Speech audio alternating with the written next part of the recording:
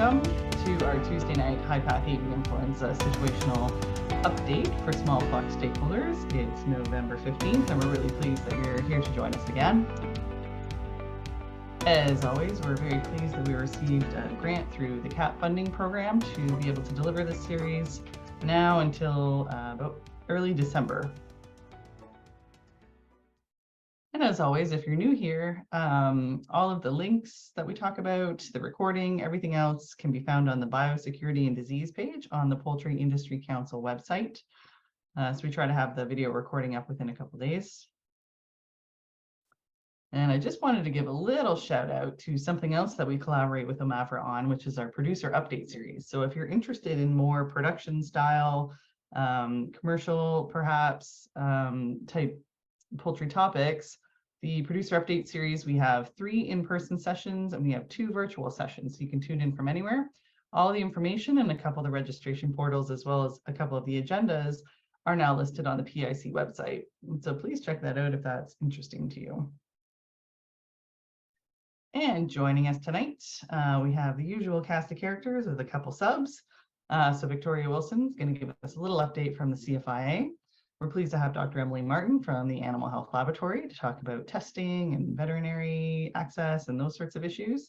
And then, of course, Al Dam is going to give us a pretty good overview of some biosecurity practices when you're taking your birds out and about to shows, perhaps, and then bringing them on back home. And we also have Chris Sharpe and Brian Stevens on in case we have any wild bird inquiries tonight as well. So without further ado, I will invite Tori to come on screen.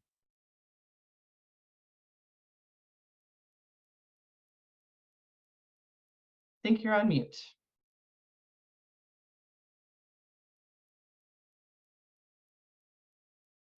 I can't hear you now. Sorry.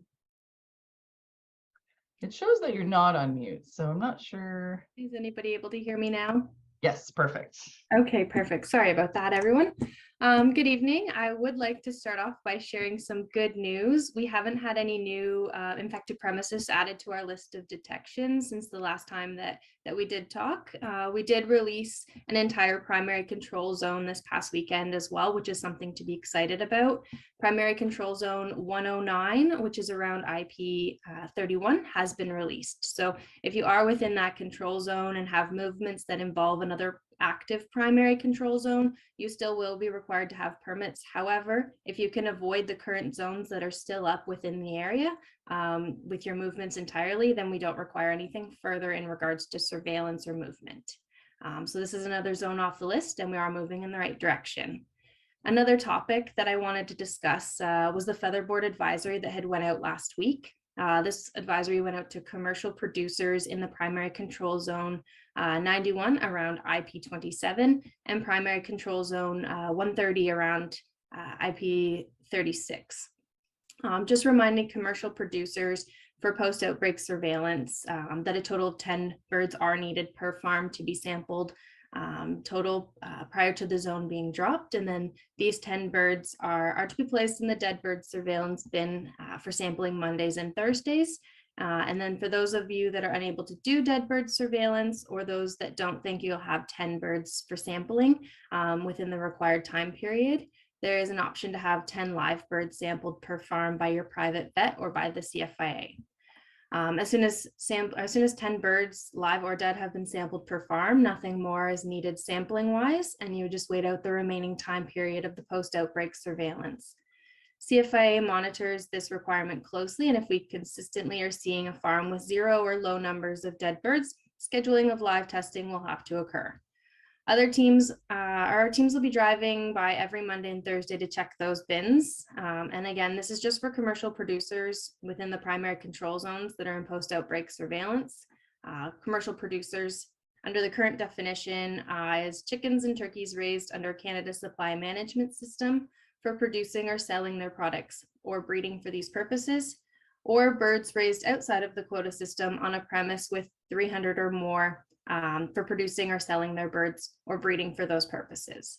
For those that don't fall under the commercial category. You will not be required to complete the dead bird surveillance testing, but we will be watching out for sick bird calls that do come in during the post-outbreak surveillance that happens within your area.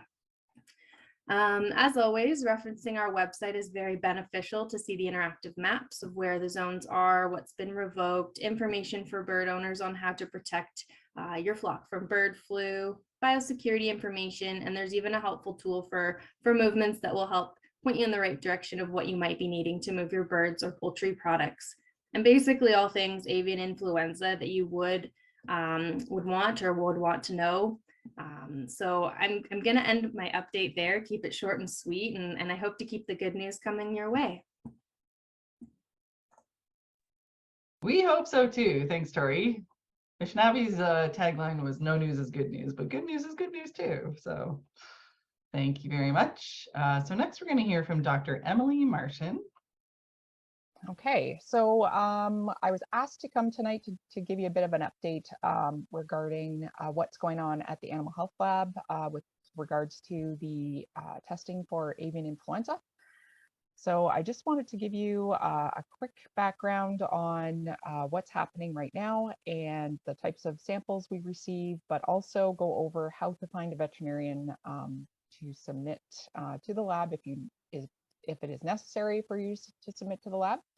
So currently we have gotten into a kind of a standard number of samples that are being submitted to the lab. There's 2 streams of samples that we receive. So there are lots of samples that we receive through the specimen room that are either swabs or tissues that go straight up to the lab. These types of samples are for either monitoring, movement restrictions, wild birds, or for postmortem screening of samples. And as you can see there, I'm showing what the swabs look like that we use. And at the bottom right-hand side there, that's actually a picture of 3 PCR machines in one of our labs. So when we are having the samples come through, I was talking to one of the lab techs the other day, and she was saying that they have about a standard number of about 100 samples coming through a day now. And so it has become a routine to go through that many samples. Another avenue of samples that we receive are deceased birds for postmortem. And when we receive birds for postmortem, we need to make sure that we don't contaminate the lab with the virus. So we need to make sure that those birds coming in are not AI positive prior to us opening them in the postmortem room.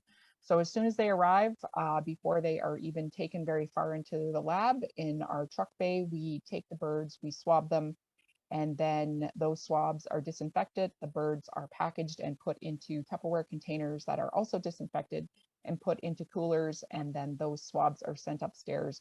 And we are not going to open those birds until we can confirm that those birds are AI negative by PCR.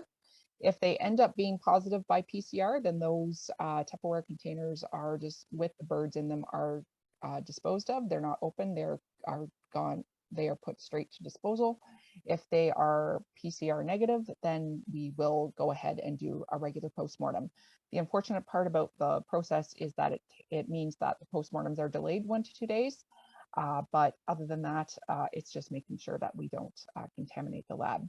So I wanted to make sure that people knew we don't often recommend freezing of fresh samples, but if you are in the situation where you're trying to decide if you want to have a postmortem done, if there's going to be a delay in your decision on whether you're going to actually proceed with a postmortem, then go ahead and freeze any bodies that you have in order to make sure that decomposition doesn't continue while you're trying to make that decision. The thing I wanted to go over tonight is to emphasize that when we are setting up a case in our computer system, we absolutely need a veterinarian associated with the case, or we cannot set that case up in our system. So in order to make sure that you're prepared in case you need to submit any samples to the AHL, it's good to go through the process of trying to find one. And I know it can be very confusing as to how to go about doing that. You might have a veterinarian that you have for some of your other animals on your property, but maybe that particular veterinarian is not interested in actually doing poultry work. So if you are in that situation, the way to go about finding someone to do your work for your poultry is that you can call an organization called the College of Veterinarians of Ontario, or the CVO, and they are the licensing body for veterinarians practicing in Ontario. And so when we go through our licensing every fall, we now go through a process where the veterinarians will check off what they are willing to see in their practice. And as part of that, small flock poultry would be one of the checkoffs. So I just wanted to make sure that you know how to go about finding that veterinarian. So if you go to the CVO website, there is at the very top bar, there is actually a little area that says find a veterinarian that you can see that I've taken a screenshot of there and circled in red. And once you click on the find a veterinarian, it will take you to another area of the website, to another page. And that is an entire page on its own that says find a veterinarian, but it seems very limited. So you need to make sure that you know to click on show more options, and that will open up another part of the search area. Within that search area, there are 3 drop-down areas. Within the species drop-down, you need to search for the poultry small flock. So there may be other avian practitioners that might be willing to look at pet birds, but they might not be willing to look at small flock poultry. So you need to specifically look for the poultry small flock drop down. Now, as far as board certified specialists, if you decide that you're going to look for the poultry veterinarian specialty, you could be limiting your search, because not all practitioners are going to be board certified as a poultry specialist, and those poultry specialists may only look at commercial flocks. So I would encourage you to maybe not make that selection and just put in the poultry small flock and English, or whichever language you prefer, and then do the search based on that. And that, if you go ahead and do that before you end up in a situation that you need to submit something, then at least you will have found someone, and you can set up a vet client patient relationship in order to be prepared in the event that you may have to submit something to the lab. And I just wanted to show you where we are located. We're located on the University of Guelph campus. We are in a building that is shared with the Department of Pathobiology of OVC. So we are located on the 1st and 2nd floors, and we are just across from Johnson Green, for those of you who know the University of Guelph campus. And if you are going to arrange with a veterinarian to submit samples to the AHL, we have been very clear that if anybody is coming to the lab and you are suspicious that you actually have an influenza outbreak, that when you come to drop off samples, that you are not to get out of the car. You need to call us ahead of time. The biggest thing is we're trying to make sure that we don't contaminate the area. We're right in the middle of Guelph, and so we want to make sure that we're right in the middle of the University of Guelph campus. So we want to make sure that if there is a high risk of influenza virus, that we don't contaminate the area. So calling ahead of time and making sure you don't get out of the car are the 2 main things that we request. So that is all I have to tell you today. And if you have any questions, I'm available at the end. Thanks, Emily. I was just thinking about a day in the life of Dr. Martin. Can you just describe sort of the level of personal protective equipment and stuff you might have to wear in this lab, or is it just? I did have a picture at the end that I took out because I wasn't sure whether I should include that. But so when we are in the postmortem room now, we used to be just in coveralls and with safety glasses, and now we are wearing Tyvek suits and personal PAPRs that are HEPA filtered with airflow. So we increased the amount of protective equipment that we were wearing in order to protect ourselves because it is a risk to human health. So and Brian is aware that we work in the same postmortem room, so we are in the same boat as far as personal protective equipment. Right. Okay. Yeah, and we did hear from Dr. Heather McClinchy a couple weeks ago, and she was talking about the whole One Health thing. So this is definitely one of those touch points where you want to be very cognizant that the folks handling hundreds of samples a day are definitely being protected. Awesome, thank you. So we're gonna move on through to Al Dam.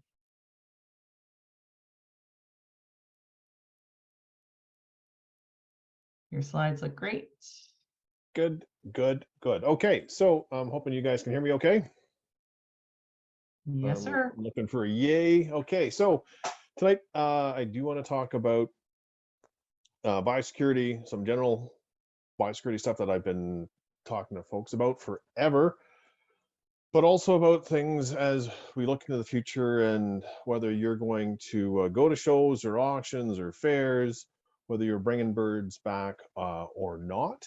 There is going to be points, hopefully in the future, that we can do that again. I just want to give you guys a bit of a primer as to what to expect, what to look for, and just to make sure that we're all on the same page. So when it comes to what do we need for a healthy bird, there's something called flaws, and we use this in the poultry industry a lot on the commercial side, and it applies to our folks on the non-supply managed and small flock side too. And flaws stands for feed, light, air, water, space, and sanitation. So and we need all of those, whether it's at home or at a show or whatever, to keep a bird healthy.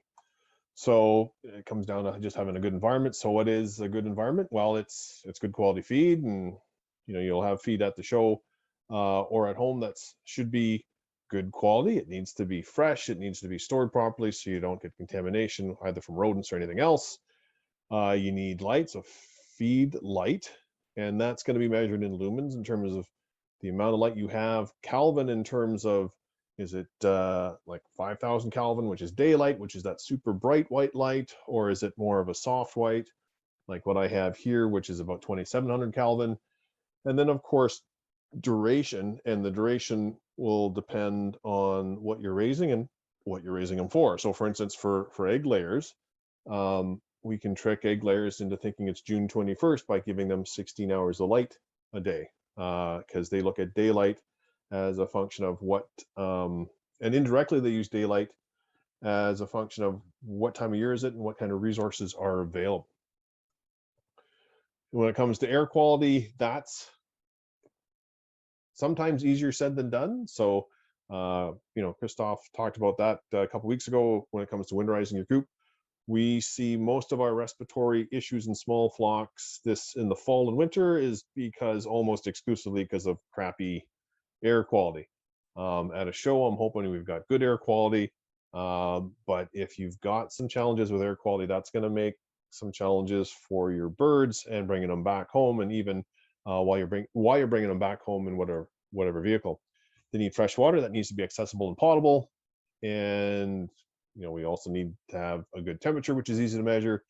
Humidity can be an issue, and it's more that is it too dry in the place, but birds can take a bit of variation in humidity on the short term, so that's okay. And then, of course, sanitation. And sanitation is going to be important for both equipment that you're bringing the birds there for, and also anything you're bringing back. So, of course, we call it cleaning and disinfection, because you got to clean before you disinfect. You need to get the organic matter off first, and we talked about this with Mark a few weeks back about using a bit of elbow grease. You got to get the organic matter off first and then disinfect, which is going to require brush or pressure washer. You need a good surfactant for cleaning, and then a disinfectant based on what you're trying to control, whether it's bacteria, mold, fungus, virus, whatever. You want to think about cages, you want to think about equipment, waters, feeders, your boots, and especially any shipping crates.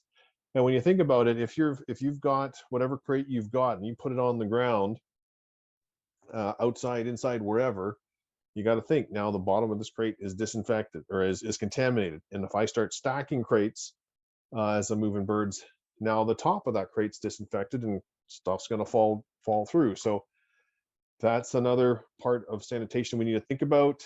And one final important point about sanitation, and we can get into this, I wouldn't mind Brian and Chris wading into this, but cold weather and freezing does not adequately kill pathogens. And in some cases, like with high path avian influenza, it actually preserves the virus. And we end up having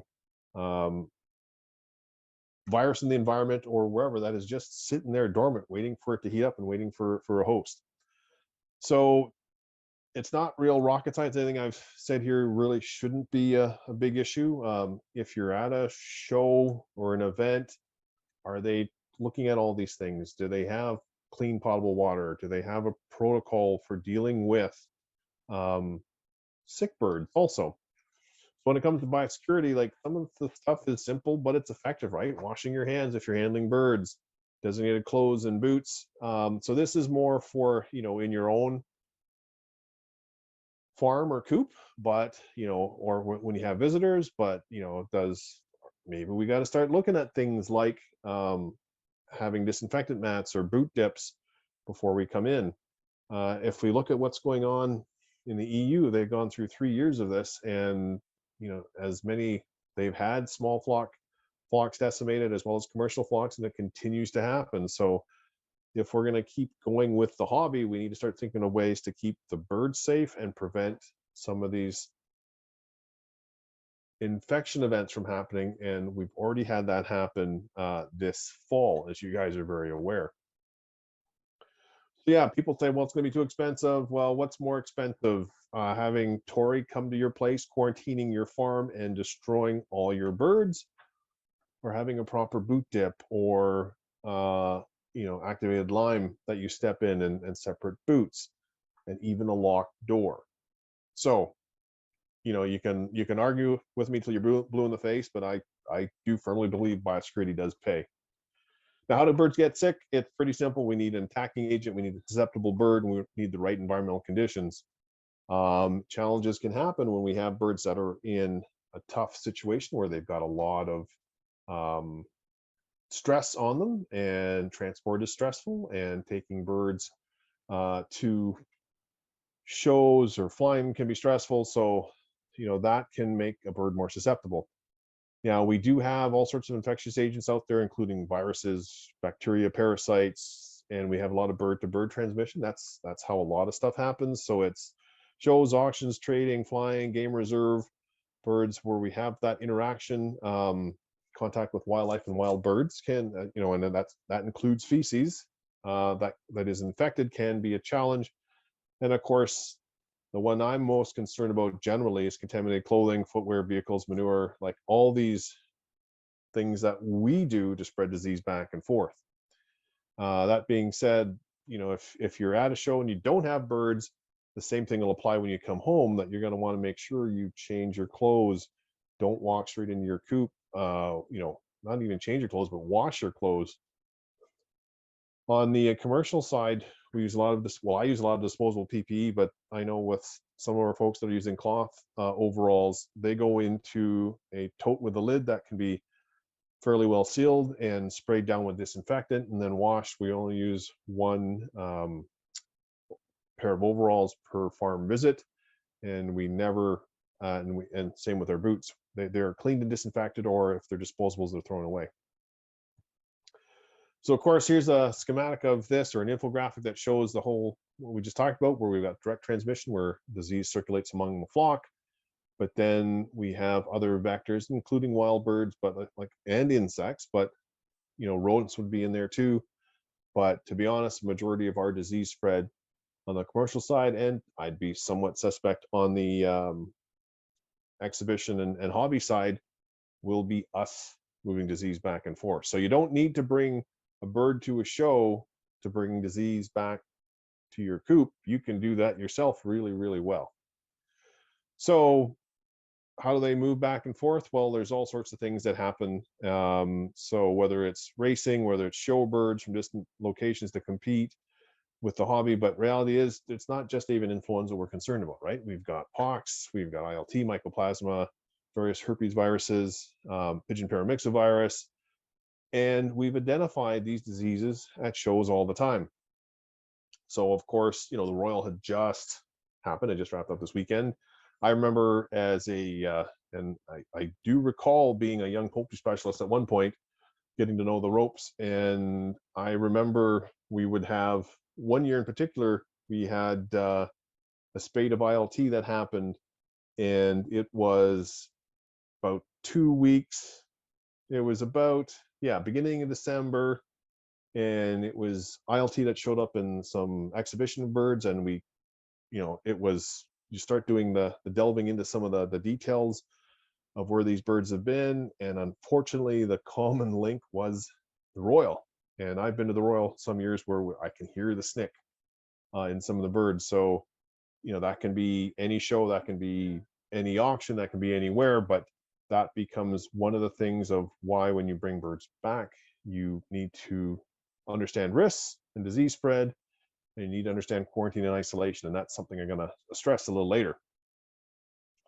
So yes, wild birds can move the disease back and forth. This is actually, if you look at the picture, these are range turkeys. We don't actually have many range turkeys. I don't think we have any commercial range turkeys anymore that are outside, other than some organic ones. But these aren't turkeys that are in this picture. Those are seagulls.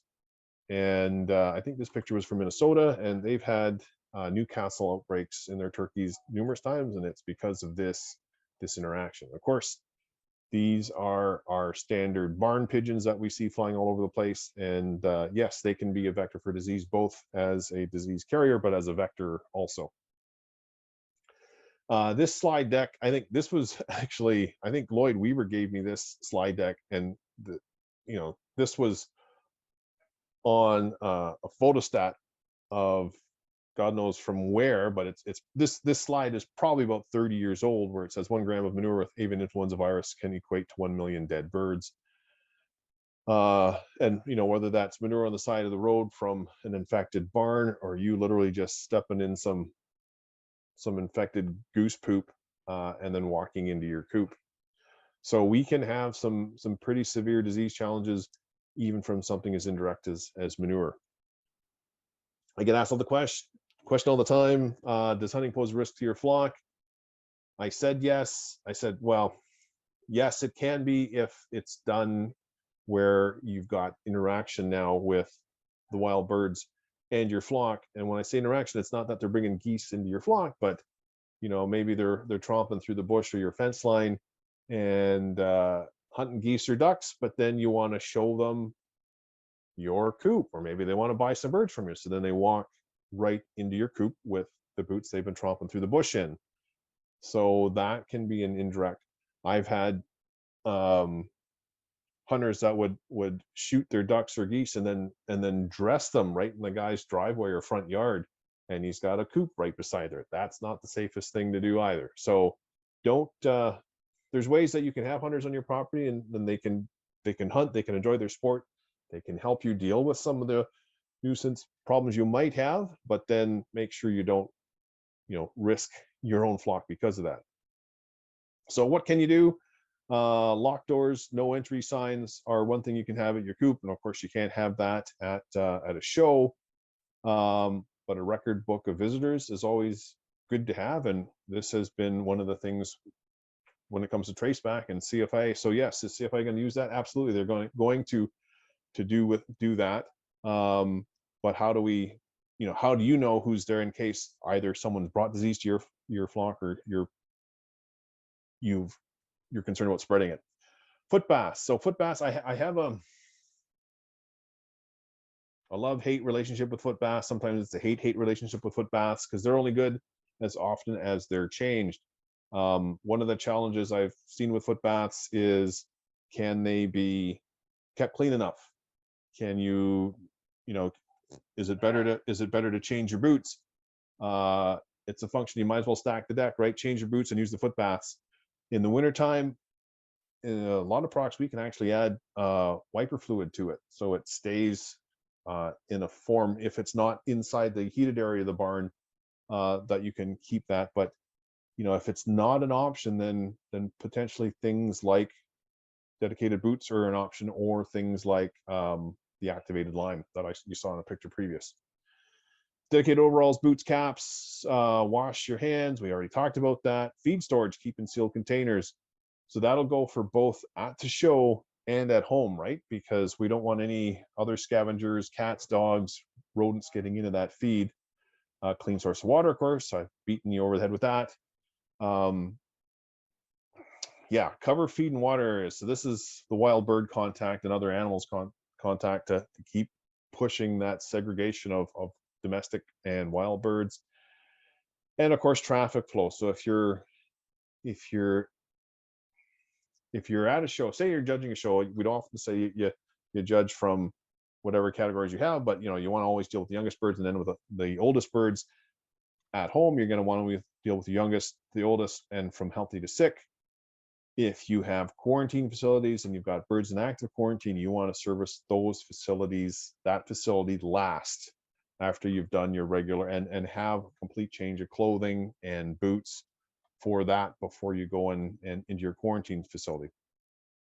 You got to understand the risk of continuous flow. We talked about the concept of all in, all out in the commercial industry. You guys just don't practice that, because that's not how your hobbies work. So continuous flow of having birds always coming in and coming out, and having young and old birds means you've got to take a bit of extra care in how you manage that, because if you have a problem, you can't, we're not, and we'll take for instance, like the broiler industry, the birds are in the barn for 5 to 7 weeks and then they're gone. So we can do a complete C&D of the operation, and you start again with the next flock. We can't do that with layers. We can't do that with our exhibition folks. So how do we manage that disease? Which means your biosecurity is going to have to be probably a little tighter. And then finally, we've talked about this proper management of your dead stock, because you can invite the disease back to your farm. Now, when it comes to quarantine, what do we need to do? What do you need to think about?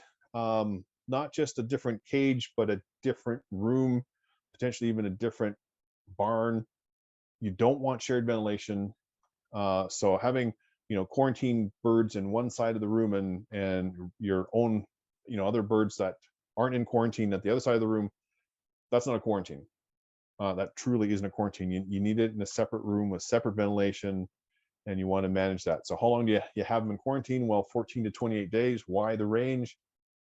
It depends on the incubation period for some of the diseases. We want at least 2 incubation periods of a disease before you reintroduce them to your flock.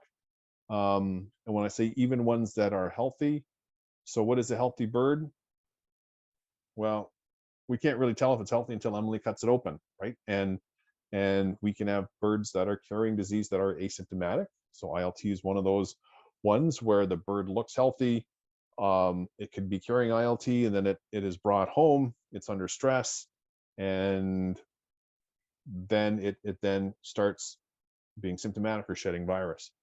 If you're dealing with a disease with these quarantine birds, then of course you need to work with your veterinarian and get some samples in to figure out what you're dealing with. But once again, like I said, the main concept is a separate room, separate ventilation, separate clothing. Do them last and keep them from 14 to 28 days away from your main flock. Other things to watch out for other than HPAI, well, of course, we still have blackhead in this province, and we have less and less, well, I don't think we have any products right now that can treat histaminiasis. So don't put turkeys on pasture or in pens where chickens have been. We still have lots of ILT floating around. And that's what it looks like when they start snicking and they have the lesions in the trachea. They can actually end up coughing up, blood, or you hear that snick in them.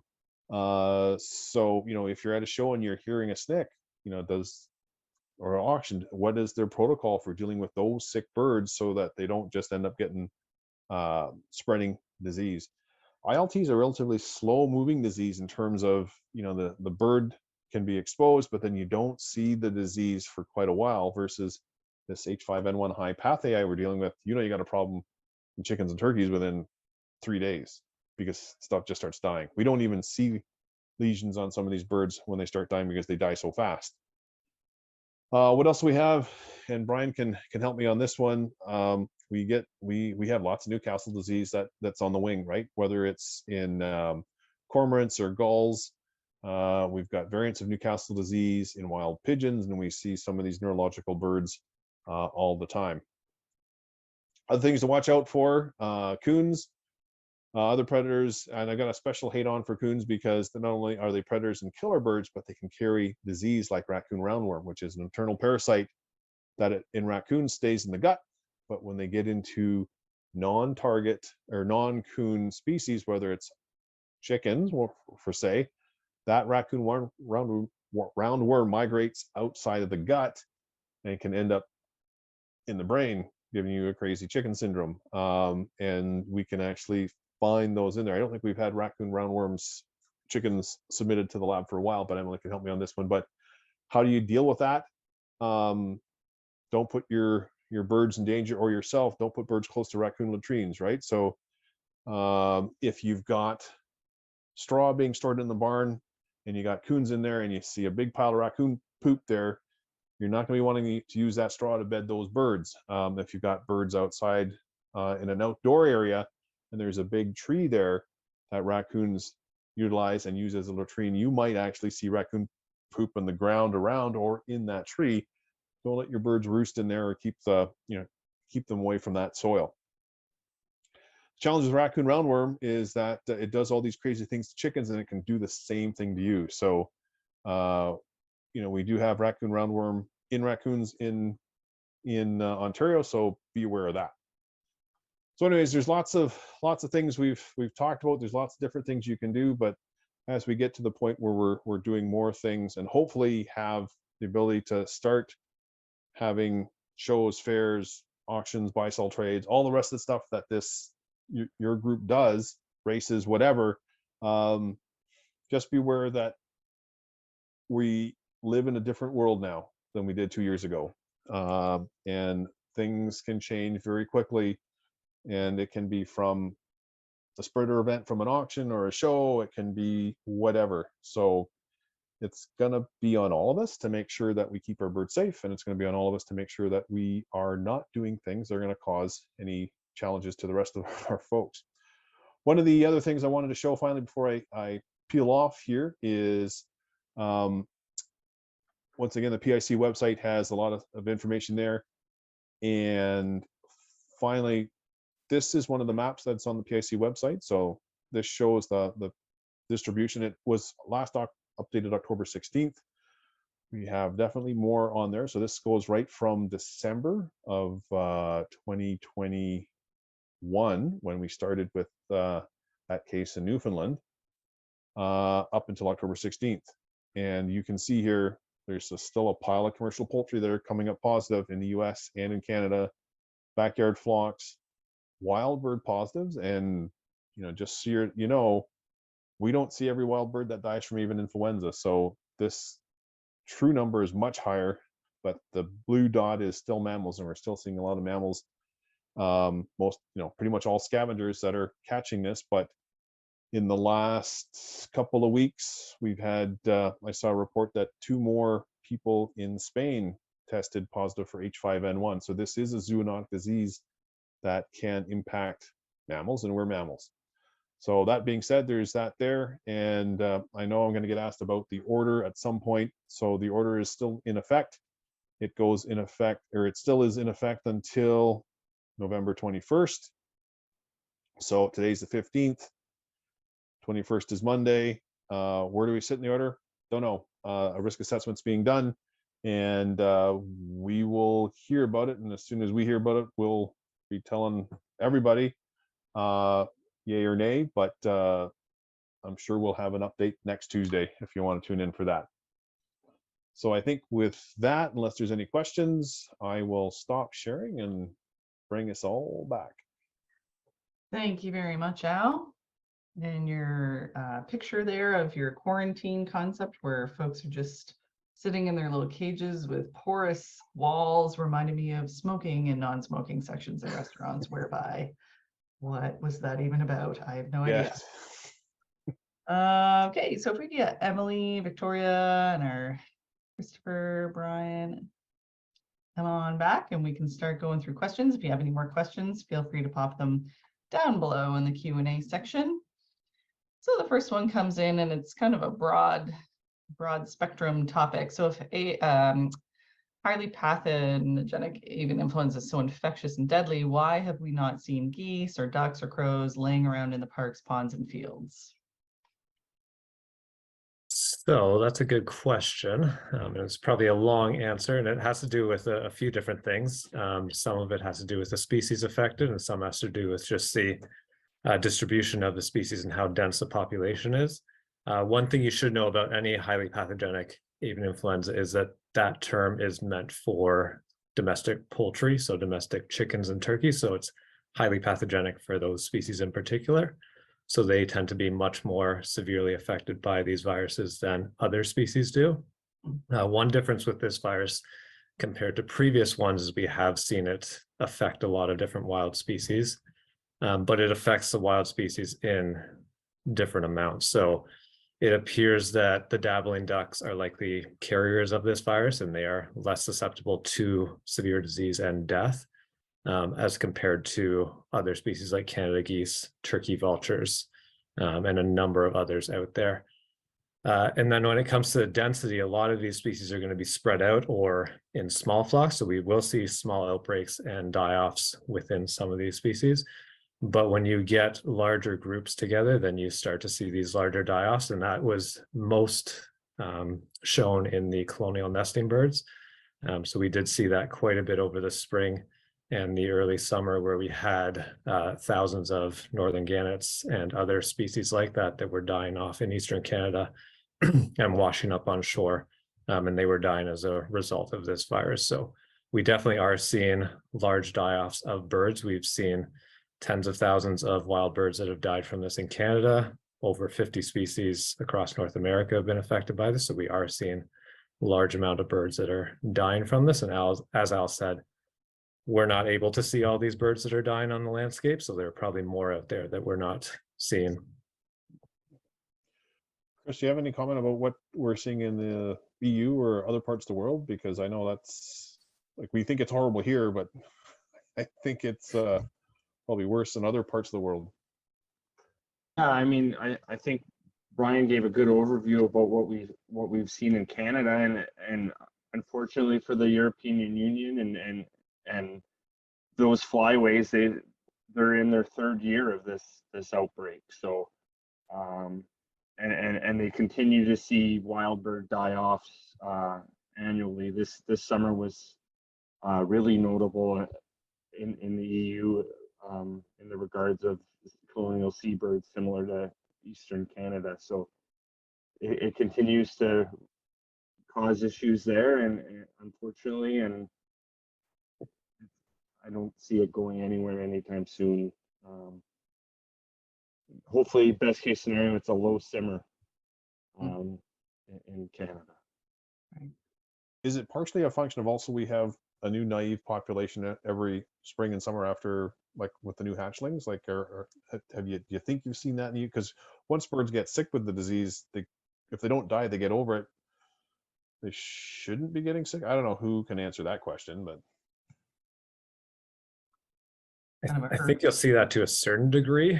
I mean, there should be some transfer maternally as well, even in birds, but I mean, I don't think it's going to be as big as we hope. And I think you will see naive populations in the spring with these birds that are hatching. And yeah, I'm sure that's part of why you're seeing some of the larger outbreaks in the spring in the EU.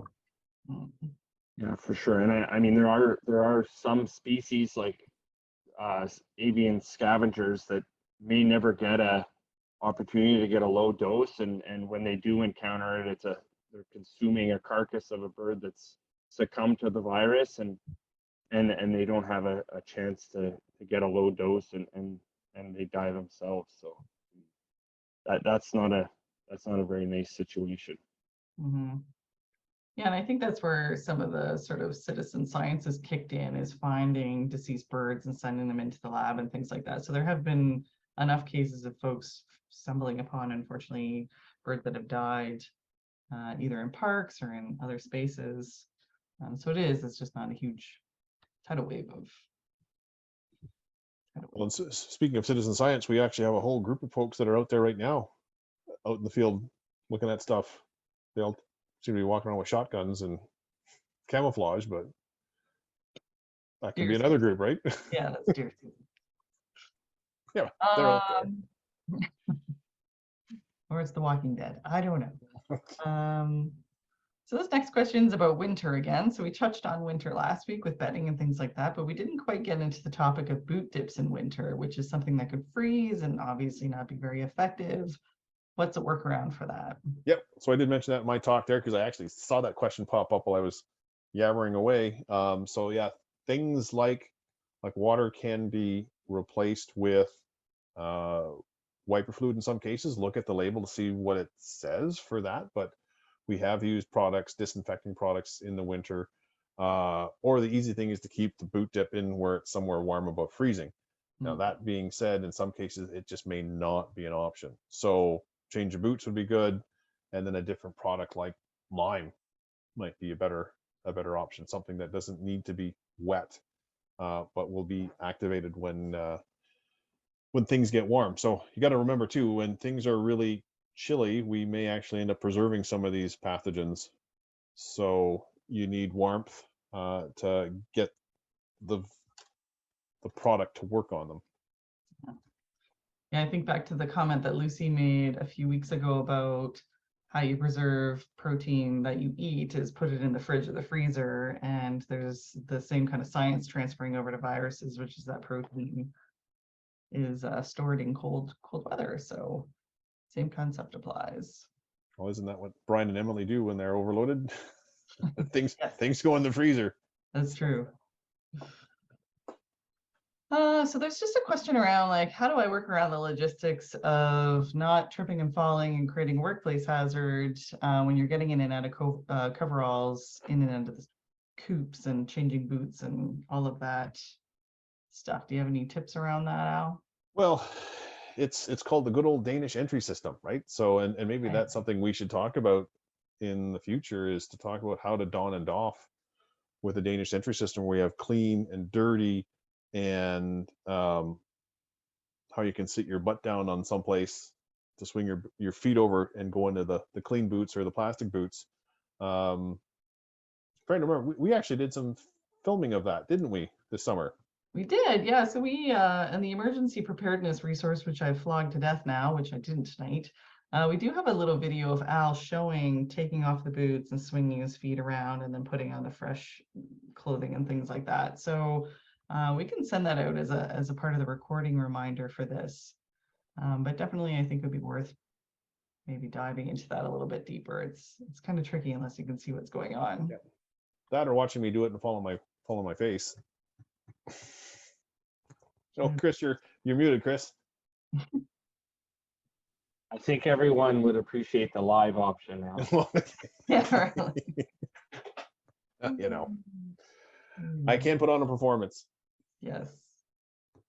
And yeah, and actually that reminds me of something that, things may not just work out, right? Like in the wintertime when it's icy, I don't put plastic boots on outside, because you want to see Bambi on ice or you want to see Al get a hernia. That's how you do it. Got it. Okay, has anyone else got any other questions for the panel here?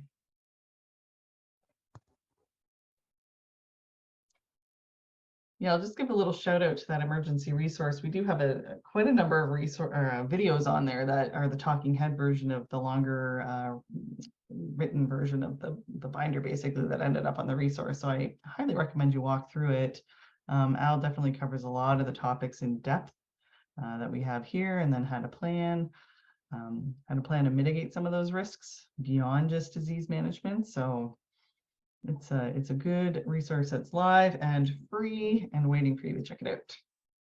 Oh, there's one question that popped up. What is the best cleaner for boots? Yeah. I would say a boot brush. A But physical removal of yeah, debris. but then you know, a good disinfectant with that. So you know, once again, I keep pushing the fact that you want a clean boot. Like how clean can you make your boot walking in, or is it easier to just switch boots and you have boots that are considered clean on the inside and your outside boots on the outside? Mhm. It gets you away from some of that, trying to figure out how to get all that organic matter off Mhm. the bottom of your boot. We have, like in the commercial industry, we actually have rotary boot brushes that are dipped in that spray up disinfectant and actually clean the bottom of your boot and the sides of your boot.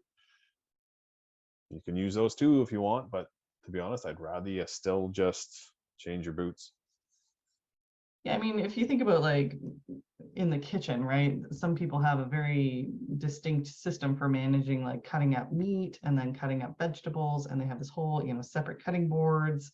And it all the same stuff applies here, where it's inside, outside, clean, not as clean. It's a helpful Absolutely. idea. Yep. Mhm. Okay, well, not seeing any further questions. This is the moment when another question comes in, but I don't see it. So just want to say thank you to Emily and Tori for your presentations, and Al as always, and Brian and Chris for joining us and sharing your insights.